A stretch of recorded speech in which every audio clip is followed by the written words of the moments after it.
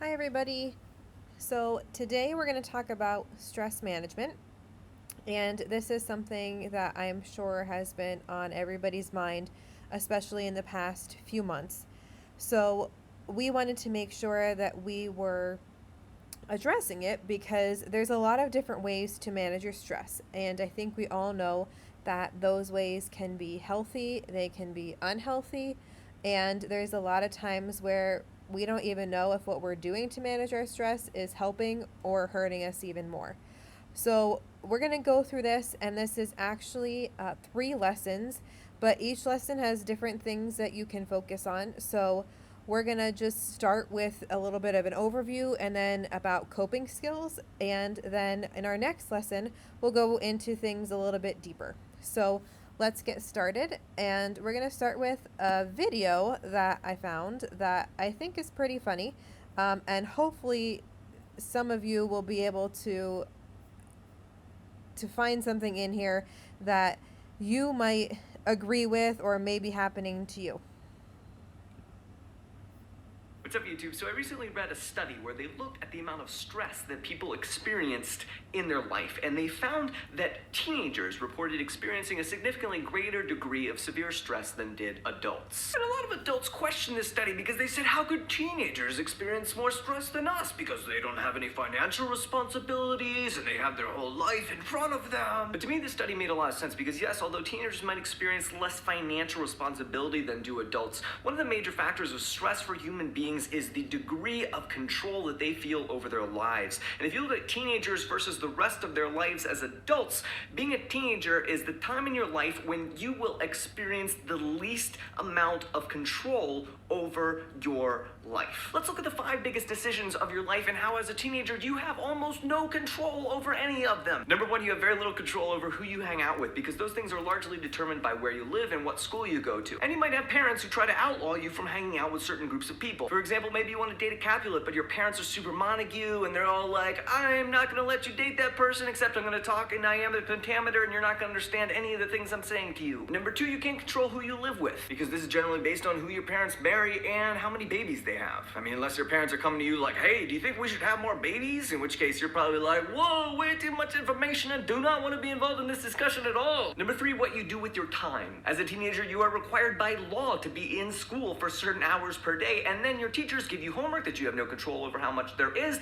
and then your favorite YouTube creators create content and you must watch it, and if you're into daily vloggers, then you get behind after a couple days of doing homework, and then you're like, oh my gosh, I've got hours of YouTube to catch up on. Number 4, where you go. And the little free time that you do have, you have limited options as to where you go during that time because of the big 3 C's. Number 1, the curfew that your parents or city establishes for you. Number 2, the city that you live in doesn't have public transportation options for you as a teenager for getting around. And number 3, related to that, is the car that you may or may not have access to, or whether you are even old enough to have a driver's license. Number 5, where you live. This can be really tough, especially if you live in a small town where there's just not a lot of stuff to do. Or maybe you want to find a boyfriend or girlfriend, but there's only like 10 potential people you could date at your school and they're already dating someone. And so you have to decide between being single or dating your cousin. So those are some of the reasons that I think that being a teenager is in fact very stressful. It's extremely simple to solve all of these problems. All you have to do is wait a couple of years and there is a 100% chance that you will no longer be a teenager. Please subscribe for a new video from me every Tuesday. Okay, so I don't know if all of you agreed with some of the things he was saying, but I do think there are a lot of good points in there, and some of those we are actually going to talk about a little bit later. So the first thing that I want to discuss or talk about is just a simple question. What stresses you out? So just like that guy was saying in the video, is it because you don't have a lot of control in your life? Is it because you don't have a car? Or you may need more money, or there's things going on at home. There are a lot of different things that stress people out, and there's a lot of times that people don't even know what's going on in other people's life, and they may have the same stressors and they don't even know it. So I want you to take a second and think about it. If you're in a class right now, teachers, this is a great place to stop the video and pause it for a few minutes and have a discussion with your students.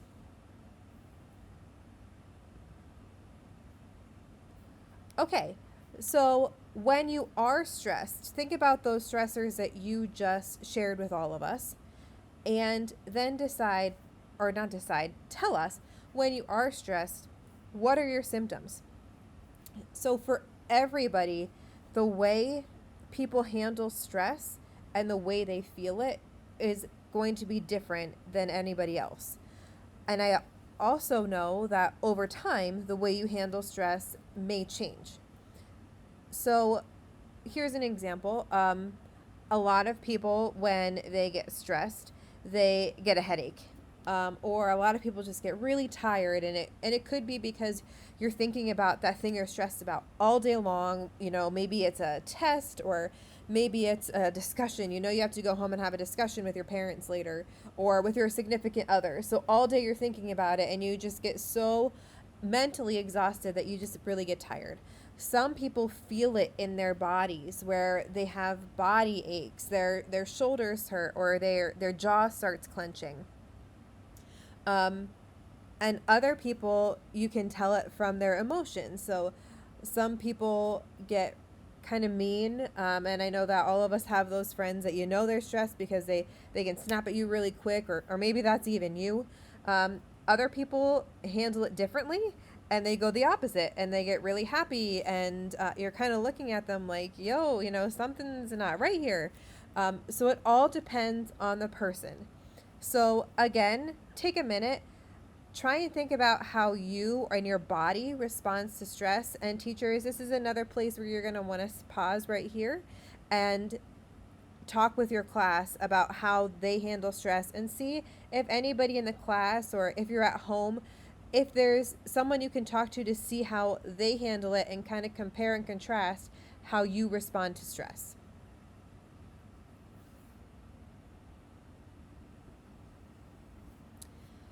Okay, so just really quickly, I think we all know what stress is, but there's a lot of us out there that sometimes think, our stress might be more than others, or, you know, I, stress just isn't a thing in my life, or I'm a teenager, there's no reason I should be stressed, just like the guy in the video said, you know, I don't even have adult responsibilities, I can't be stressed.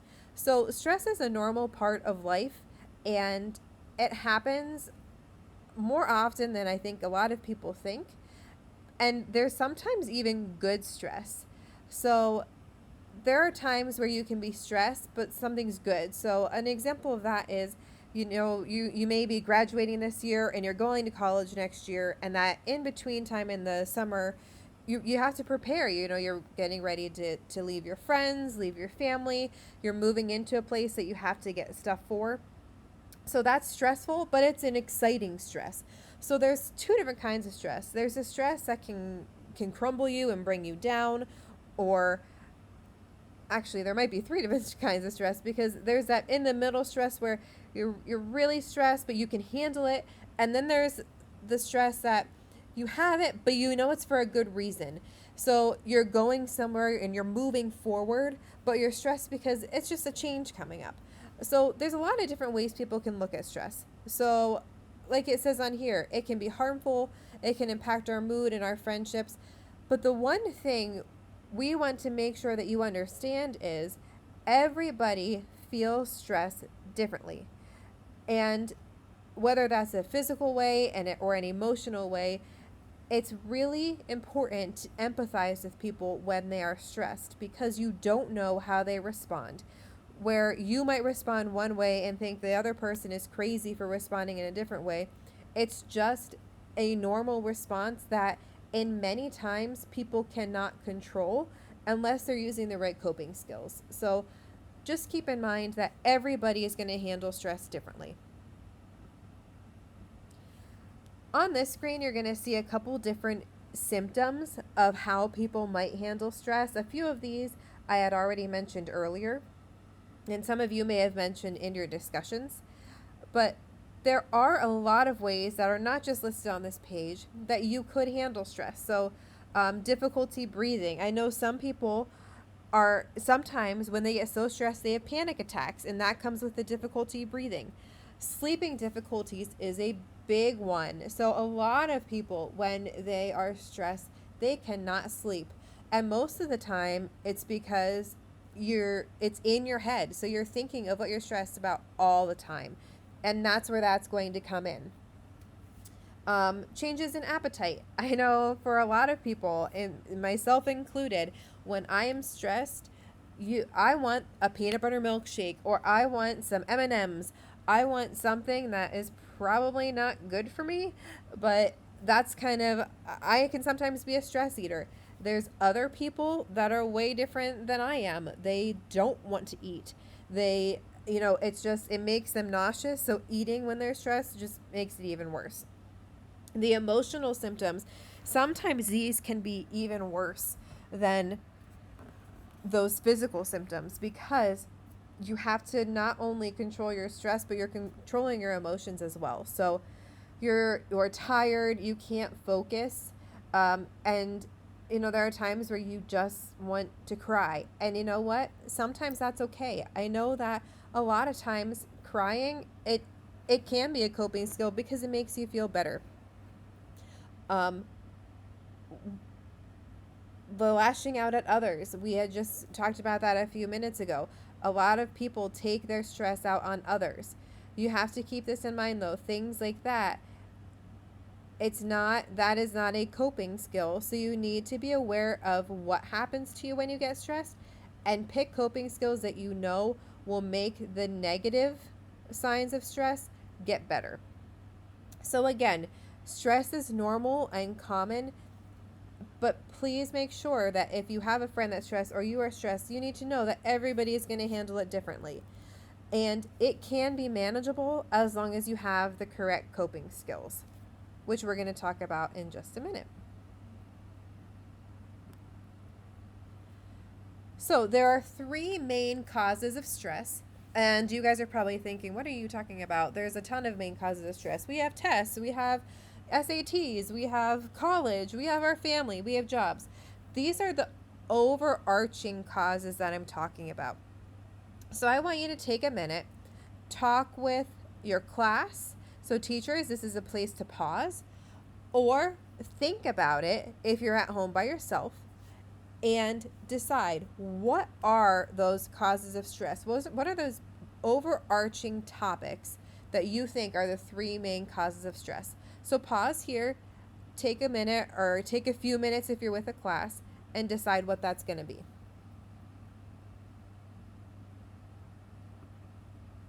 Okay, the first cause of stress is demand. I think a lot of us know what that means. And demand is, how much are you putting on yourself, or how much are others putting on you? Do you have 5 tests in the same day? Are you one of those students who is in several honors and AP classes? You're in multiple clubs. You are in the band. You are in chorus. You are in sports. You have a job. You volunteer. How much are you putting on yourself to cause that stress? The next cause is control, which was actually brought up in that first video, which was one of his main points. How much control do you have over the decisions that are being made for you, or the situations that you are put in?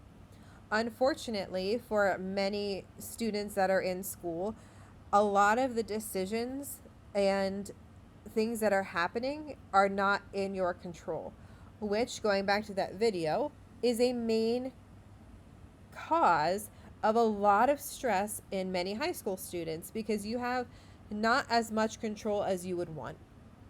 And, in many cases, it is not fair, because you are almost adults. You are wise enough to know what things are good and what things are bad. So control is a big key cause of stress in high school students. The last one is support. And this is, in my opinion, the biggest cause of stress. I believe that people that have a support system can much easier get through a stressful situation than people that don't. This support can come in many different ways. It can be your parents, or a trusted adult, whether that be a teacher or your school counselor or a school psychologist or anybody like that. It could also be an outside therapist or an outside counselor. Maybe it's a pastor at your church or a leader in one of your groups. It can be that kind of support. It can be your friends. It can be, anybody that you go to that you can talk to when you're stressed. It is very important to have someone that you can go to talk to when you're stressed, because keeping it inside is never going to help. So those are the 3 reasons of causing stress, and the support there means if you don't have that support, you're going to have more stress than if you did. Okay, so being stressed is one thing, coping with it is another. There are hundreds of ways to cope with stress. Some of these are healthy, some of them are unhealthy. The tricky part to this is which coping skills are healthy and which are not. Unfortunately, there is no correct answer for what's healthy and what's not. I think there are some obvious answers of what's healthy. So for an example, you'll see here on the left-hand side, there's some examples of healthy coping skills. So, and it says here, which is a great point, is healthy coping skills make stress more manageable and can provide physical and I want to say and or emotional relief. And they can lead to long-lasting and positive outcomes. So what that means is it's going to help you manage, but also knowing those coping skills are healthy and are working, it's going to lead into a much easier adult life, because you're starting to build up like a go-to set of skills that are going to work when you're stressed. So those ones that are healthy, that are always going to be healthy, are deep breathing. It is never going to hurt you to step back and take a deep breath. It's also never going to hurt you to go talk with a trusted adult or a friend or somebody that is going to be there to help you. Now, unhealthy coping skills, these are going to be ones that make you escape your problem and not actually confront it. And it's really going to just prolong that problem and most likely make it worse, because you never confronted it, you never resolved it, and it's just going to sit there and grow until it bursts, kind of. So there's a lot of examples. I'm sorry, not a lot. There are some examples too that are always going to be unhealthy coping skills. For example, those are drug or alcohol use. That is never going to be a good way to cope with anything. It's an avoidance mechanism. It is a way to get addicted to something that is not something good to be addicted to. Another thing is aggression, or going back to what we were saying before, getting that grumpiness or meanness with people around you. That is never going to be something good. What happens though is there are those definite healthy and definite unhealthy coping skills, but there are a lot of coping skills that's in the gray area. So those are going to be ones where some people it may be a really good coping skill, where others it's not going to be one. So it's all kind of going to be individualized for what coping skills are good. And there is a way to figure this out. So there's a little chart here to tell you, are the coping skills you're using healthy or unhealthy? So if you take a look here, it's fairly simple to figure out if the skills are healthy or unhealthy. So are those skills, if you go to the left, making you healthy? So healthy is to the left here. It's going to help you, the skill helps you feel better now and in the long term. And it's not going to physically or emotionally harm you or harm others. Now, on the opposite side, that it's unhealthy if it's not going to help you in the long term. It makes you feel ashamed or want to keep it secret. You wouldn't want to tell adults or probably anybody about it, and it may physically or emotionally harm me or others. A lot of these here on this right-hand side, I think you know, it may not even get to the point. It's the simple one. Is it going to help you in the long term? That I think you might just stop right there. So, an example of this that I think of a lot is a lot of students are telling, you know, their counselors or somebody, a trusted adult, that they're sleeping a lot. Or, you know, they use sleep as a coping skill, which in many cases can be fine because a lot of the times teenagers don't get enough sleep to begin with. So, if you use sleep as a coping skill when you're tired and when you need sleep, that's great. That's fine. That can be a healthy coping skill because it's helping you build a good sleep routine. You know that in the long term, you need to get sleep to be healthy, and it's not hurting you physically or emotionally to sleep. Now, it becomes unhealthy when you're doing it to avoid things or when you're doing it too much. An example of this would be, are you going home from school and sleeping immediately when you get home and throughout most of the night? That way, you're skipping meals, you're skipping homework, you're not having the socialization time outside of school. And then you're getting to school, and all you're doing is going to school, kind of going through the motions, and going back home and sleeping. That becomes avoidance rather than a coping skill. So, that is a way to look at each coping skill and know, are you using it in a healthy way or an unhealthy way? Because in many cases, for these coping skills, they can be healthy or unhealthy depending on how you use them. So, a question to start wrapping this up is, what are your most used coping skills? And this is where we want you to start thinking about how you're managing your stress. So, this lesson really went over what is stress, how does it become, and how do we start thinking about coping with them. So, what I want you to think about is, what are your most used coping skills, and are they healthy or unhealthy? So, I don't want you to tell us, or I don't want you to talk with your class about just healthy coping skills. I want you to think, what are the coping skills I'm using, whether they're unhealthy or healthy, and let's start a conversation and start thinking so next time we go into the next lesson, we might be able to figure out how to best cope with the stress that we have. So until next time, I want you to think about, in times that you're stressed, what are you feeling when you're stressed? How is your body reacting? And what are the coping skills that you are using? And then we'll talk at the beginning of the next lesson. And if you want to, you can even talk, outside of these lessons to your teacher or to your friends about, are the coping skills that you're using healthy or unhealthy? Thank you so much for paying attention today, everybody. This was a great lesson, and I think it's a really good start. I hope you guys have a great day. And if you have any questions, please stop on down to the counseling office and we can help you with anything. Thanks. Bye.